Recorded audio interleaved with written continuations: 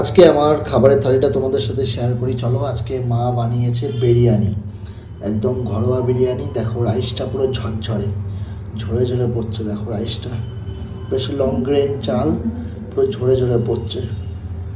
আর যেহেতু ঘরোয়া বিরিয়ানিতে আজকে চিকেনটা ছোটো ছোটো ছোটো সাইজের।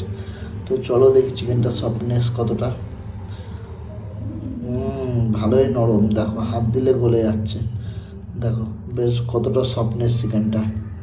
এবার একটু আলুটা দেখি, আলুটা সফটনেস কেমন। এই তো বেরিয়ে পড়েছে আলু। দেখো আলুর তোমরা সফটনেসটা দেখো।